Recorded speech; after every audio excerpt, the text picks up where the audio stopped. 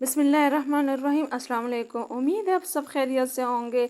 आज हम बनाएंगे वर की पूरी चोंगे की रेसिपी। ये मुहर्रम स्पेशल रेसिपी है। आमतौर पर मुहर्रम के टाइम पे बनती है, लेकिन आप इसे एज ए स्नैक या मीठे के तौर पे भी इसको बना के खा सकते हैं। ये लहरों वाले चोंगे बनाने में बहुत ही आसान है। बस आपने मेरी इस रेसिपी को स्टेप बाय स्टेप फॉलो करना है, तो इंशाल्लाह आप मुझसे भी अच्छे चोंगे बना लेंगे। तो चलिए इस मज़ेदार सी रेसिपी को बनाना शुरू करते हैं। बिस्मिल्लाहिर्रहमानिर्रहीम। यहाँ पे आधा किलो मैंने मैदा ली है, उसमें थोड़ा सा नमक डाल लेते हैं। हम जब मीठे में थोड़ा सा नमक डालते हैं तो हमारे जो मीठे का जायका है वो और भी अच्छा हो जाता है। घी डाल लेते हैं। 3 टेबल स्पून भर के मैंने इसमें घी डाल दिए। घी को आपने जो है पिघलाना नहीं है, ऐसे ही डाल लेना है। अच्छी तरह इसको मिक्स कर लेते हैं। और जब हम इसको मिक्स कर ले तो हमने ऐसी मुट्ठी बना के इसको चेक करना है कि हमने जो ये मैदा ली है ये मुहिम जो है हमारा बिल्कुल परफेक्ट है या नहीं है।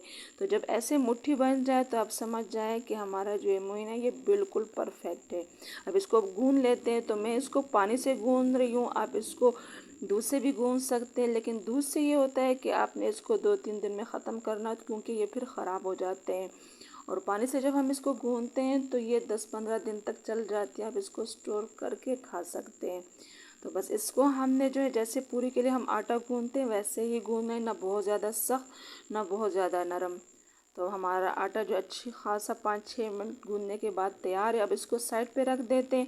अब इसके लिए चाशनी बना लेते हैं। तो 1 कप मैंने चीनी ली है, तो जितना हम चीनी लेंगे उतना ही हमने पानी लेना है। 1 कप पानी शामिल कर देते हैं। मीडियम हाई फ्लेम पे इसको पकने के लिए रख देते हैं। अब इसमें मैंने जो है मुसलसल ऐसे चम्मच चलाना है, और दूसरा ही आपने ये ध्यान रखना कि चीनी नीचे से लगे नहीं।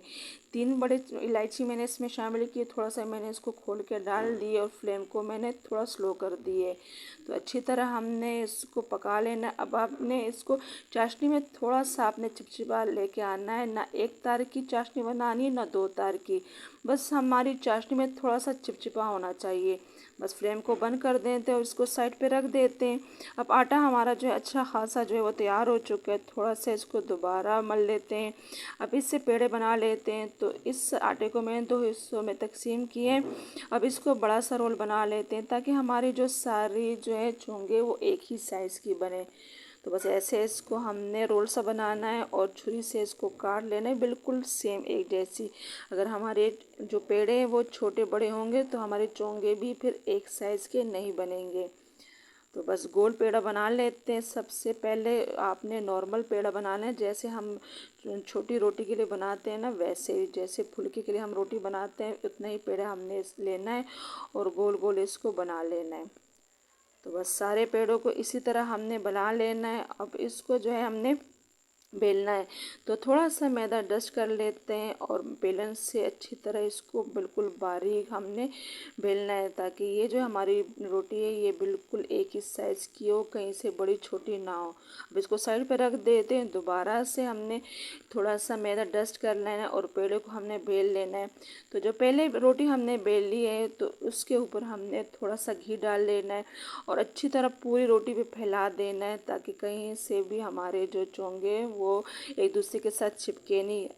और उस ऊपर से थोड़ा सा मैदा डस्ट कर लेते हैं। जब हम इस तरह करते हैं तो हमारे जो चोंगे हैं ना ये एक दूसरे से इसकी जो लेयरें हैं वो अलग हो जाती हैं। दूसरी रोटी ऐसे है, इसको फैला देते हैं। आपने कोशिश करनी है कि रोटियां एक ही साइज़ की आप बेलें, कहीं से बारीक छोटी बड़ी ना हो। तो बस अच्छी तरह हमने इस पे फैला देना है। तो सारी रोटियों को हमने ऐसे ही बेलना है। मैंने 6 रोटियां एक दूसरे के ऊपर रख दिए। पहले घी लगाया, उसके ऊपर मैदा डस्ट किया, उसके ऊपर दूसरी रोटी रखी है, उसके ऊपर दोबारा घी और मैदा डस्ट किया है।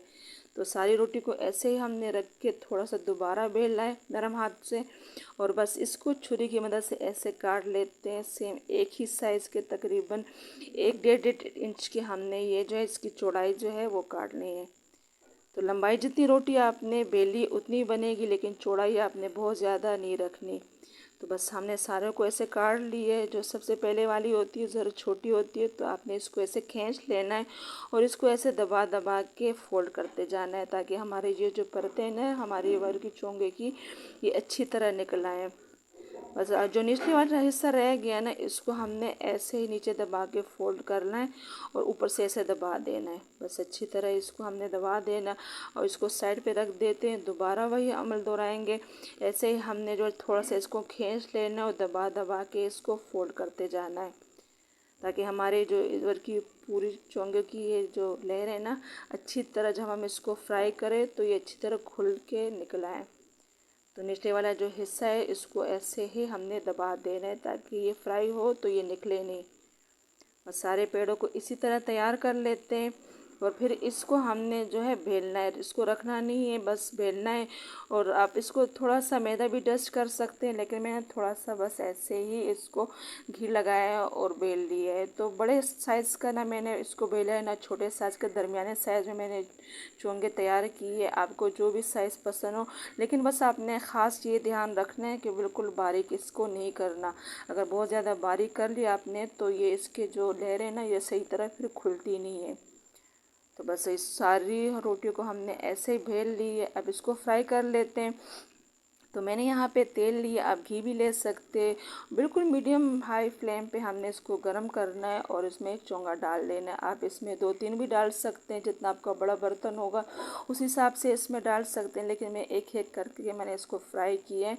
इसी तरह हमारी जो चोंगे अच्छी तरह जो है वो खुल के निकलती है इसकी लहरें।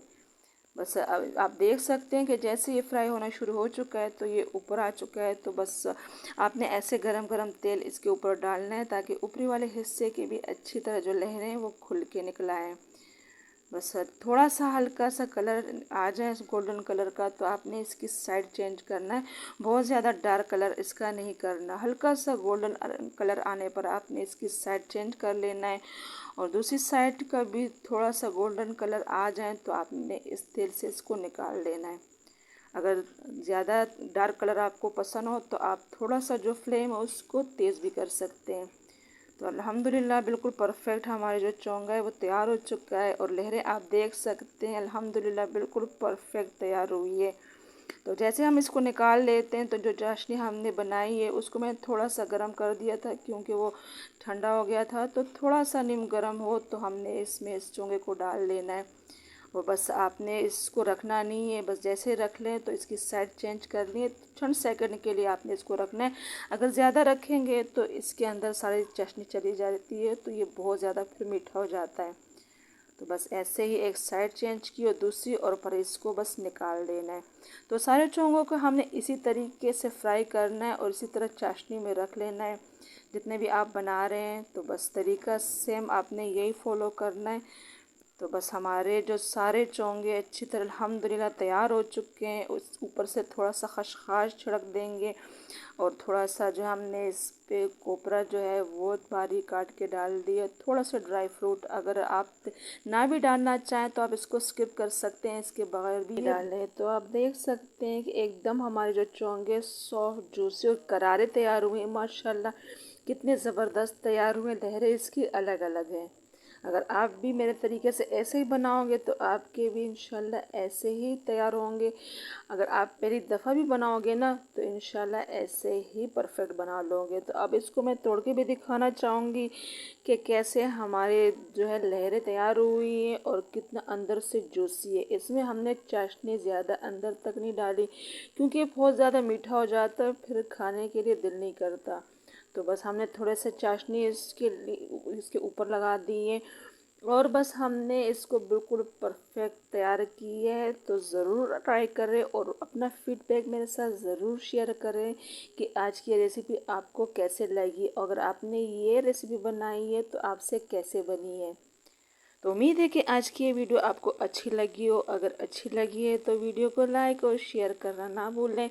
चैनल पे नए हैं तो चैनल को सब्सक्राइब करने में बिल्कुल कंजूसी ना करें। इंशाल्लाह नई वीडियो के साथ फिर हाजिर होंगे। तब तक के लिए अल्लाह हाफिज़।